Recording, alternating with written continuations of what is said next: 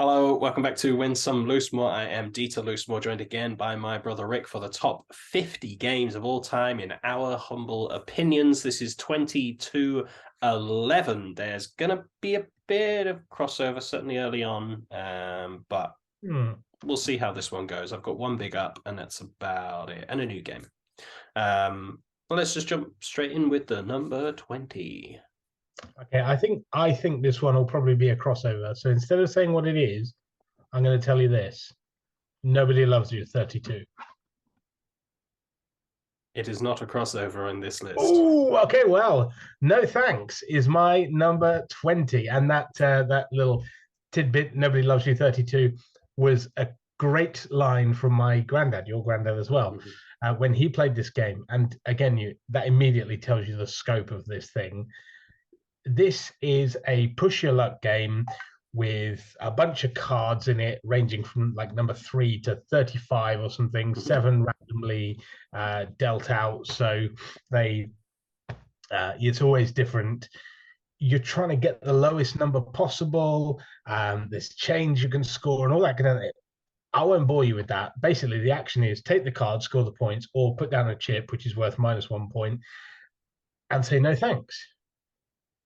And everyone can play this game, and everyone loves this game. Yep. It's so simple, it is so fun, and I think it's one of the very few games that both of us, our brother and our parents, own.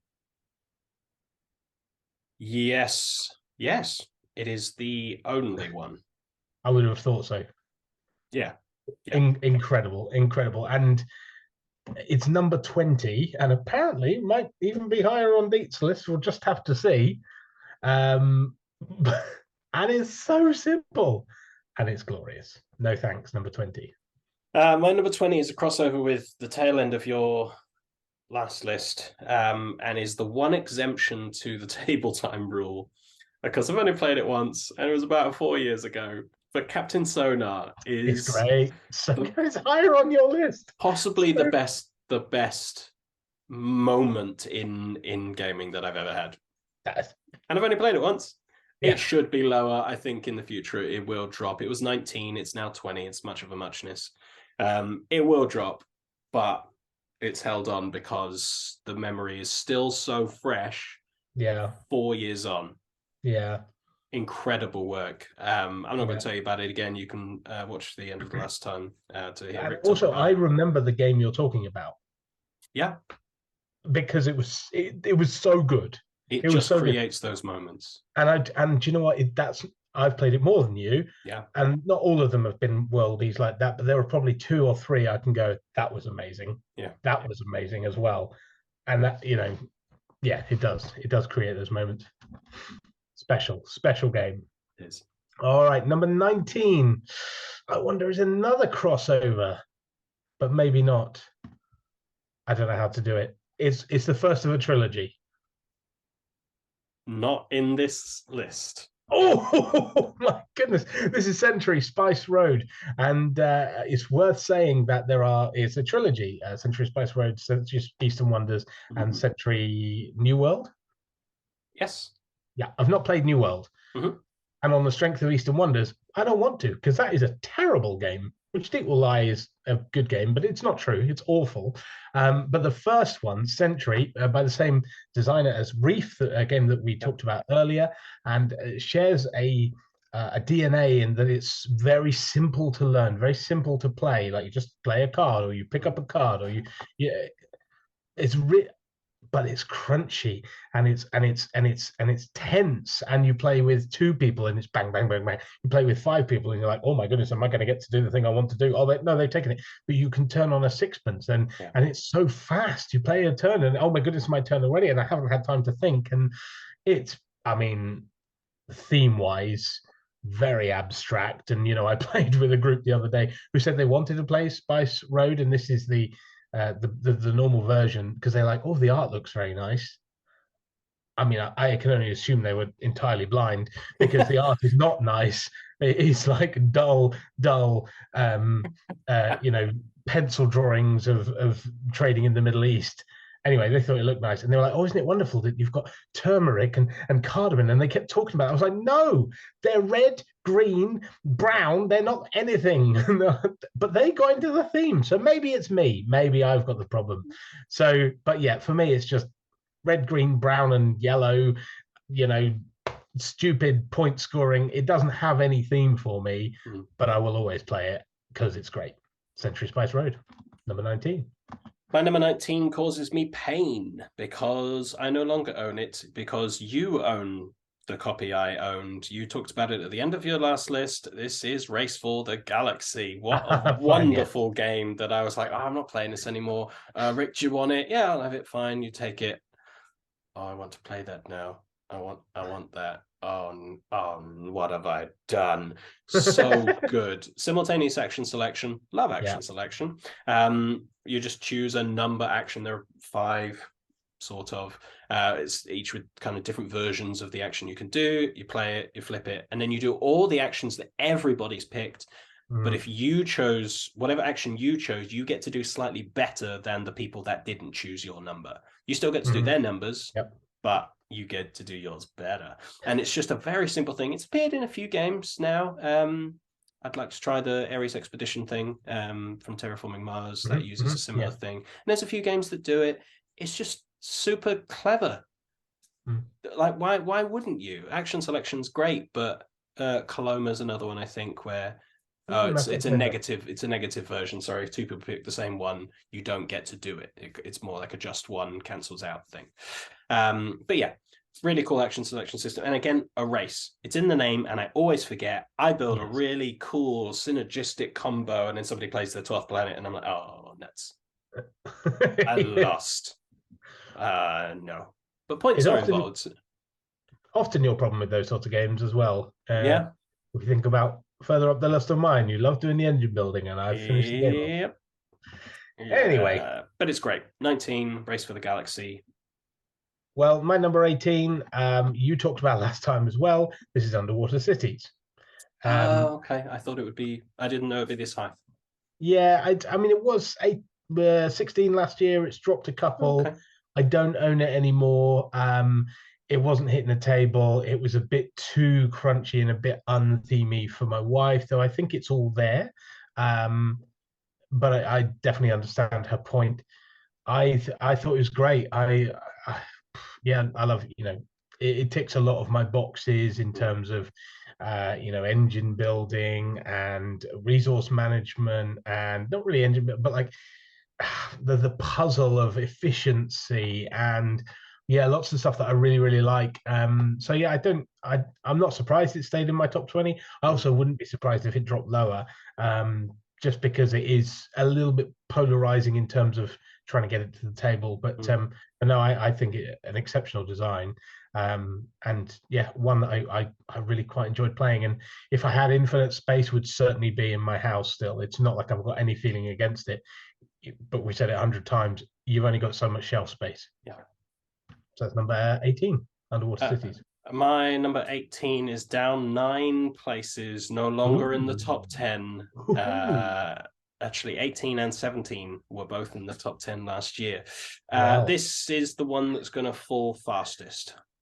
This is Keyforge.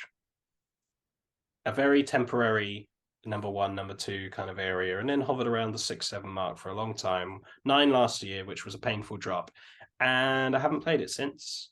And then I finally discovered why they weren't producing sets is because they sold the whole concept to another company.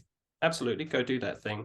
And they launched a game found for it, and I was like, amazing, I'm in, don't worry.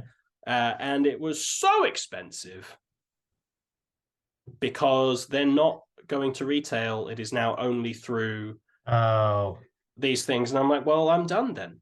Yeah. I would love to have the resources to do that because I love the game and I would love to keep exploring the meta of it and finding new decks, new mechanisms. I love it. But I'm sorry, I'm done. I can't afford to do that with my life or with my money or with my time. I don't have the capacity to keep up when I can't just go on my friendly local online game store and get a deck for $5. Yeah. Totally. If I can't do that, I'm not going to do it. And yes, I have like 30 decks, and I could happily match them up for the rest of my life and have a wonderful time of it. And I do. And I still play it. It's why it's still top 20. But I think it's just going to keep dropping not because I'm mad with it. It hasn't harmed me, but it's just part of its charm was the chase. That's how these collectible card games work. And if you stop that, the game is very good, but part of it is, how does this thing go against this thing? And if I know all the answers to those, there's probably about 5 or 6 matchups that I'll happily play over because I know that they're tense. Other than that, it needs the injection that doesn't exist anymore. So Keyforge number 18, glad it still exists. And if it becomes available in other places, I will get back on it. I can't afford to do it with all the taxes and shipping and stuff that come with a crowdfunding thing. I just can't. No. And to be honest, it makes me want to drop the game even lower than it is, because the one charm it had for me was you can buy a whole deck and off you go. And I just thought the game style is just not for me. It's just not a game I enjoy playing.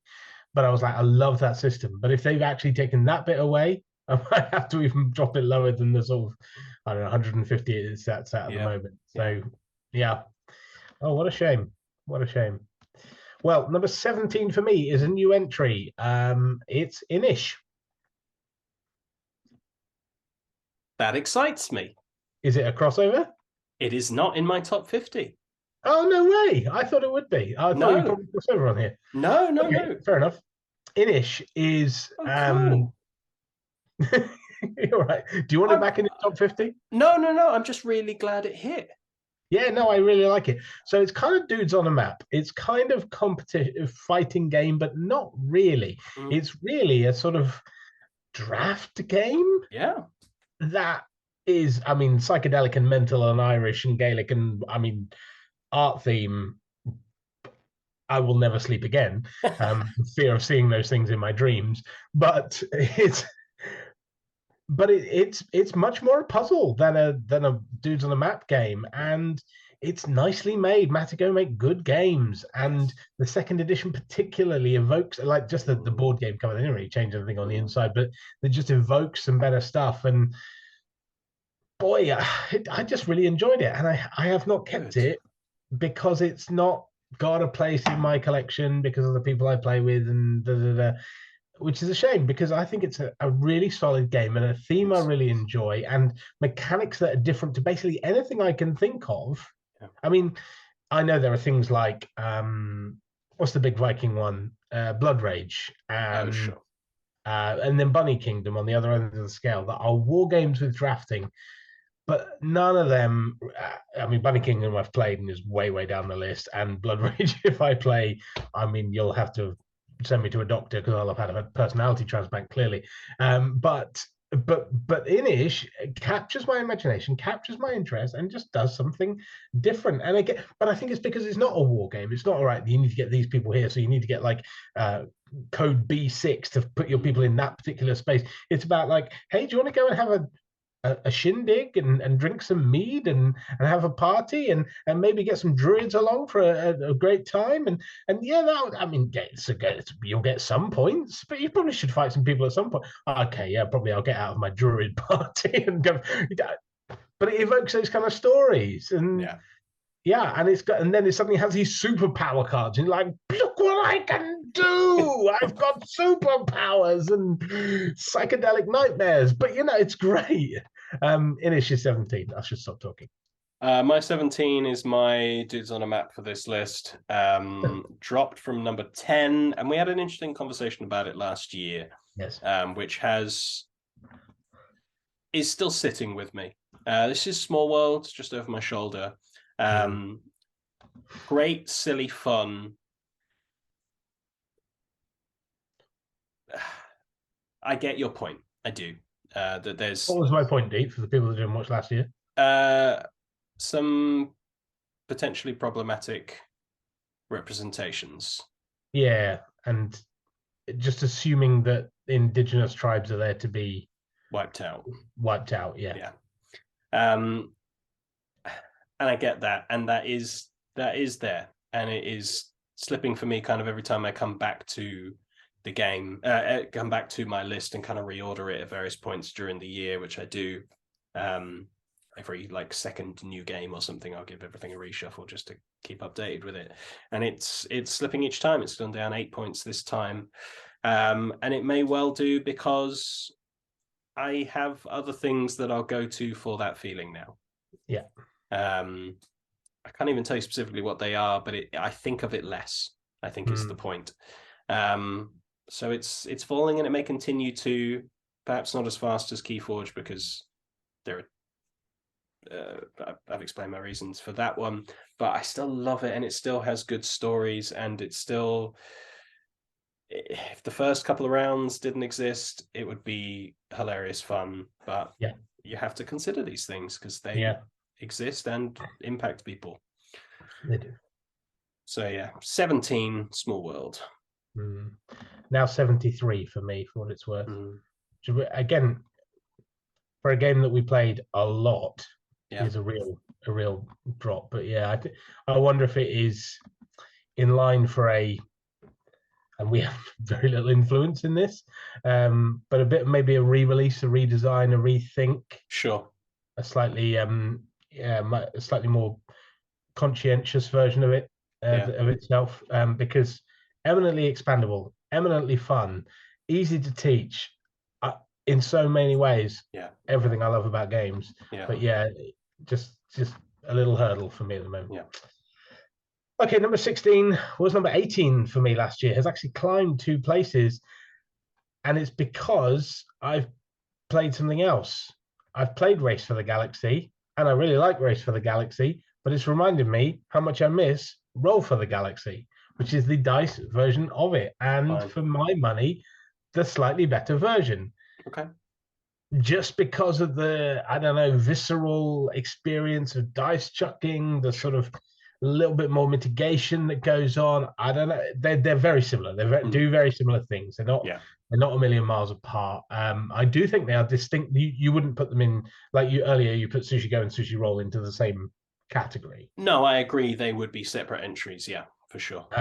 But I just prefer it, and I don't own it, and I don't think I'm going to be in a rush to get rid of Race and get Roll back in, because it wasn't one that my wife wanted to play over and over again, so it doesn't need to be in my collection. But I just prefer it. I'd rather roll some dice and play that game than draw some cards and play that game. I also think things like the follow-on mechanic in 2-player was they did something different, and I actually again slightly prefer it, though I like 2-player Race. There are just some things about it that I'm like, it just does it for me that little bit better. So number 16, a climb of 2, Roll for the Galaxy. My number 16, a drop of 3, so essentially the same thing, is Fuse. This was like 40s, 50s for a number of years, and then I just went, no, I play this so often. It's one I think of so often. It's one I pull out so often. Fuse, dice chucking against a timer to defuse bombs. You're making patterns and maths and stuff. It's super simple. I've talked about it loads. I've got other videos you can check out about it, but it just hits for me every time. And even if I have to teach the first round without the timer, just to get used to what the different patterns are for the bomb cards, fine. Still doesn't make it any less fun, and we'll just go and play like maybe two rounds of it against the timer and just get super stressed in a really fun way. I think, Fuse, 16. Great. That's great.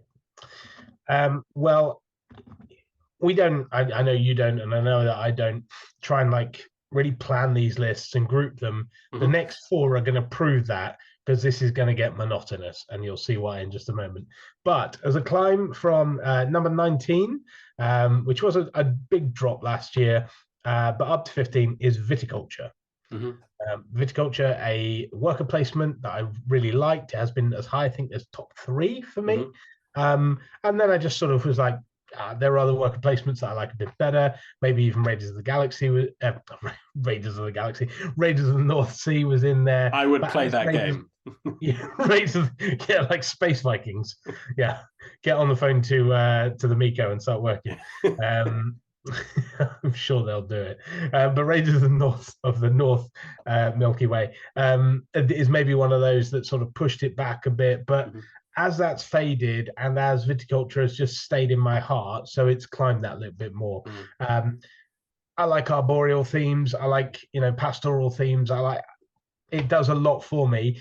Its art style, while the production is very good and very Stonemaier, but the art style is very early Stonemaier and could do with a bit of a refresh. And I know they have done that recently, but it's still not quite there for me. But anyway, I still really like it. This is viticulture.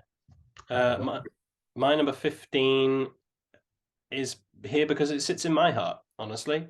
It's climbed 23 places and it's gone up every year. And again, almost breaks my kind of playtime rule because I haven't played this now in about a year and a half. This is Memoir 44. Wow, I'd still want to play this. This is the highest game in my top 50 that I've never owned. Yeah. I bought it for our dad. And it's just every time I go down, we'll just do another game. Because he loves it. He truly loves it. And that is something really special to me. Yeah. Because games can do so much. And he, his dad served and he lots of that generation. He knows, he studied lots, reads lots about the war. And this is set in 1944. And the various battles that took place, and it tells you a bit of the history, gives you the month, and he knows immediately and tells you more information than is in the booklet. Yes. And you do each scenario, it's loads of stuff we say we don't like, but it's just done incredibly well. Each scenario is set up differently. It's slightly asymmetric between the Allied and Axis, and he goes, oh yeah, this would be like that because this is how it actually played out, and this is how each one thought about their advantage. And you go, how has Richard Borg turned a super complex, real world, horrible part of history into a compelling thing that I can sit down and play with our father in his mid-60s? Because it means something different to him. I love games. He loves the topic, and we have a great time with it. And I don't think it would get much higher than this, but it is genuinely just a very good game anyway. But for all the other reasons, it therefore, for my justification of my list, fight me, it's 15. I've not played it. I can't fight you. I'm looking forward to. I've not managed to go down since before the pandemic for a bunch of reasons. I'm hoping to go down next summer, and obviously I'm looking forward to seeing our parents, but also looking forward to trying this out with him for all the reasons you said. So yeah, looking forward to it. Okay, next in my group of 4 that are related is might be a crossover. It's the second of another trilogy. Nope. This is the Paladins of the West Kingdom, which, as I've just said, is the second of a trilogy of games about the West Kingdom, and is comfortably the strongest of the 3, mechanically. Comfortably. Okay. You disagree of the 3? I don't. No. I'm just interested to hear what you say.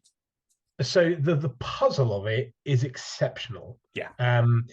As we've said before, this is Garfield games, and as we've said of Garfield in the past about Raiders of the North Sea, they always do something interesting with the worker placement mechanic, and that's what Viticulture was. You can see the theme that's going to run through these next few games.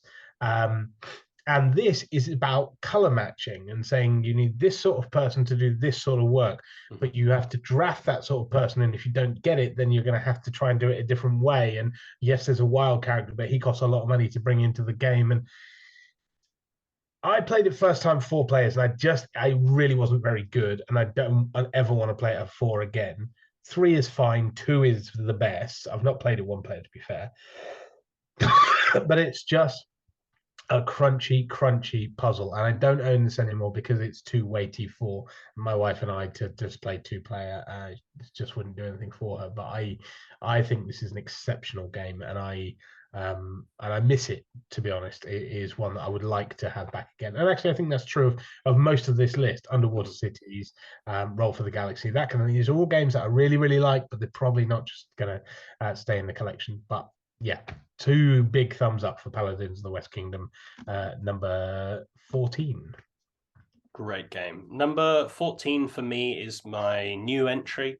And I've had this just shy of a year, so I've had long enough to kind of see where it goes. And I think it entered in the 30s, and I was like, "Oh, cool, that's nice." And I've played it more, and it's kind of ummed and ahed, and then I've played it even more and gone, I just really like it. I just really like it. This suits me way more than it will suit you. This is Marvel Champions. Yeah, it's never going to happen. No, it's technically a living card game. You can get packs, expansion packs that you can throw in, but you just pick in solo anyway a hero of the ones that come in the box or from any of the expansion packs that you buy, and just pick a villain and a scenario or something they're trying to do wrong, and it's just a pure card game, like action power doing this. So Spider-Man sweeps in, and you can sling a web, but it's just a card that says do this much damage or remove this much threat. It's incredibly mechanical, really, but I just think they've dressed it up really well. I used to own and love the Lord of the Rings living card game, which was very similar, but that had an ongoing narrative. And the Arkham Horror one seems to have been the most popular one, which is very much on the narrative side of things. This is less. This is scenario based. Nothing ties together. If you beat Rhino, it doesn't matter if you go to Ultron or Thanos or do the Rhino again. Nothing matters. You don't carry anything over. They do mini campaign boxes. Like there's a Red Skull one. I think there is a Thanos one where you build up to them and you can do a mini story, but it's not like an arc of Lord of the Rings that was like 6 packs and you needed each of them to tell the full story. It's just, here's a mini story if you want to. So that exists. And I've honestly only picked up a couple of extra packs and gone, cool. Those are the characters that I like. And if I get more money and they're on sale, I'll get another character that I like. Like there's less compulsion. So that Keyforge issue doesn't exist here. And it's just as good solo as it is at 2 because it's a cooperative game. So I can just pull it out, sit on the floor, spread out all these amazing Marvel art, because I'm sorry, but their art's just always good, typically, and just have a good time with it. So it's number 14, new to the top 50, Marvel Champions. Okay, well, my number 13 is very closely related to my number 14. Amazingly, Architects of the West Kingdom comes just slightly higher than Paladins. This is what I said. I was interested to know what you would say. Yeah, I had these round the other way last year, or did I? Oh, no, I think it was the same again. There was a bigger discrepancy last year. Yeah, no, actually last year, so it was 17-15. This year it's 14-13. So they've both climbed and they've got ever slightly closer together. I played Architects just the other night. It is, again, it's not as rich a game as Paladins, but it has more character. Sure. It has more heart. Once again, Garfield doing something really interesting with the worker placement thing, and this is why they're both higher than Viticulture and have stayed, though, even though that's come back a little bit. Because in this one, it's not just you take this space, and we've blocked each other off. It's you take this space and you get 1 stick in the forest. But that worker stays there, and then you put a second worker there, and then this time you get 2, and then the next time you get 3 sticks, and it becomes a cumulative thing. And you're like, well, I'm going to let that person get all those sticks. And so then you have this thing where you have to arrest one another. And you're like, well, why am I doing this, just to hurt them? No, actually, because it's a way of making money when you drop them off at the guardhouse. And so it goes around. And it's really interactive. And it has, you start with, I mean, I always play with the advanced rules, which are variable player powers. Yeah. But each character starts with X amount of people in prison, particular resources they might start with, and a virtue level, because you have this level of virtue, and you are Architects of the West Kingdom. You're trying to build the remnant of the West Kingdom of the Roman Empire, and one of the things you can build is the cathedral. But if your virtue is so low, they won't take your dirty money at the cathedral. But conversely, if your virtue is so high, they won't allow you in the black market, which is a very lucrative way of and so then maybe you want to go and rob the tax stand to go and, drop your virtue a bit. So then maybe you can go and get some tasty marble to go and build something. It's just got character. The first time I played it, I had this woman as my character, and she had very low virtue. I was like, I'm going to redeem this woman. I won the game. She ended up being as virtuous as she possibly could be, and that's why it's slightly higher than Paladins. It's not as good a game, but it has that heart that I really enjoy. And talked to people on Tuesday night who are decent gamers, but then within a few turns they were like, "Oh yeah, no, I want to do this and this. My lady Ada, she's good at this, and she doesn't pay tax." They got the story. Whereas if I put Paladins in front of them, they'd been like, "Huh?" And that's where it wins out for me, ever so slightly. Yeah, which has been a justification for a lot of our placements. How does it make you feel, and what am I going to pull off the shelf? My number 13 is up. My maths is bad. 3 places. I've written 4, but it was 16 to 13. 3 places, and it's the highest game I've used to own. And if you were to go, I'll buy you any game you've ever had before. It holds up that this would be the one I would ask for. I've even bought it since not owning it for other people, or I think for our parents, in fact. This is Santorini. Still never played this. Beautiful production. Yeah. Not massive on abstract games, but this one just hits for me, and it just, maybe it's the 3D element of it. All you do is you have 2 pawns each, 2 characters each, and you move them 1 space in any diagonal or orthogonal direction that you like, and then you place the next level of whatever building in any of the spaces around it you like. So if there's nothing there, you put the base. If there's already a base, you put a level 2. If there's a 2, you put a 3. And the highest you can do is a little blue dome. If you see pictures of the real place Santorini, it is these beautiful white buildings with blue domes, and that's what you're building. And that's really cool. But what you're trying to do is either stand on top of a level 3 before a dome would go on, that wins you the game, or trap your opponents so that they cannot move by building around them, because you can only ever jump up 1 level higher than you are now. So you have to build a staircase up to win yourself, but then you have to be beware of being trapped if they then build where you were going to go, or they cap it off before you can get there. There's just so much fun. And then if you're done with that, the game comes with advanced rules that are then the Greek gods, the pantheon, and each of them, you get 2 of them per game, and they just allow you, now this game you can jump up 2, or you can, when you move into a space with somebody else, which you can't normally do, you push them out. It just gives you an extra thing that you can do that they can't. And so it goes from being a pure abstract head-to-head to almost a wacky puzzle that goes in at the same time. So whichever level you want to play it at, it's a great fun. Santorini, my number 13.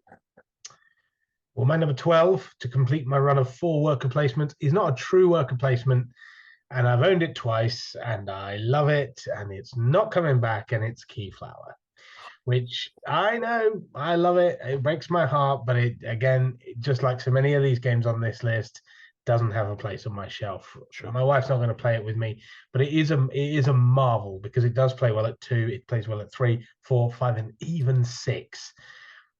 But as well as being a worker placement game, it's also an auction game. Mm-hmm. You have a small world of hexagonal tiles that you can do work on. But instead of having a color of your, say your purple or red or whatever, you use different workers that you draft. And so you can use blue workers or yellow workers or red workers. But then once you've used that color, you can't use any other color. And once you've done 1, you then have to put 2 down for the second time around, and you can have up to 6 people on the thing. And other people can use your stuff. But if they do, then you get to keep their workers next time. And then you can also bid on other tiles that are out in the middle, and you can use those. But you have to match the colors of the bidding, and so you've got all of this puzzle, all of this competition. It's interactive, it's confrontational, it's auctions, which I like, it's worker placement, which I like, it's a pastoral the watercolor theme that I really like. It's lovely, and it's so unique. I don't know any other game that does all of this stuff as well as it does. or even attempts to do it. But it's just not. It's not for us, and so it stays here. And it was, I think it was 12 last year. So yeah, it's always staying in the same place. I miss it. My 12 was also my 12 last year. Okay. And Rick will call me a liar. This is Century Eastern Wonders, the second game. It's great. It's terrible. It's just a very different game that holds a lot of the things, and you haven't combined them. That's the joy of what Emerson Matsuuchi did, is that yes, these are three distinct games, but you can there are rule sets for mixing them together, which is mind-boggling as a design concept. But individually, and again, it's different for different groups, but Eastern Wonders just hit me. My number 147. That's fine. You can be wrong. That's allowed. Century Eastern Can I Wonders. Ask you a question. Good game. Seriously, Yes. Because you say like you haven't mixed them, and that's true. I haven't. If you couldn't mix them and you had to judge this game on its own, I love it. Okay. Genuinely, I've played the base game far more. I've played the mixed game maybe twice and was impressed by it. But I pull it out to play the game. I love the puzzle it presents. I have fun. Genuinely. It's 12. Okay. Well, my number 11, and I think it was 12 last year. I don't know. I've gone off the page now because I was looking for my 147. Yeah, no, 12 last year. So it's climbed actually one little space. It's Ticket to Ride. And again, all of them lumped together. Yeah. It's a fab game. Everyone can play it. It's probably apart from probably Bonanza, the oldest game that we have in our collection. I've played it with hundreds of people, and it's just fab. And I will never hear a word against it. No, just because it's older. No, it's still great, and it still plays well, and it's accessible, and it's well made, and it's great. Ticket to Ride. If you don't like it, get over it. Number 11. I will finish off your run of worker placements then with my number 11, which I mistakenly said Castles of Burgundy was the driest of the dry. The driest of the dry, as we all know, is Targi. This was number 6 last year. It's dropped 5 places because it's set in a desert. It's supposed to be a joke, but we know I'm not funny. Rick mentioned it a few lists ago. It's got that beautiful intersection worker placement thing where you place 2 workers on the outsides of a grid, but then you also get the space that those 2 axes would cross on. And it's a tableau builder, you know, basic resource stuff, and it shouldn't be this high, it shouldn't be this good, but it just works for me. Yes, it's dropped 5 places, it's out of the top 10 now, right on the fringe, but I love it, and it's always inexpensive, and it's currently a bargain. But that is my number 11, Targi. That is 20 to 11, just 10 left. I'm not even going to do a little preview thing because we'll leave it all as a surprise. Thank you very much for watching. We hope you join us for the last in this year's top 50. I've been Dieter, joined by Rick, my brother. Toodaloo.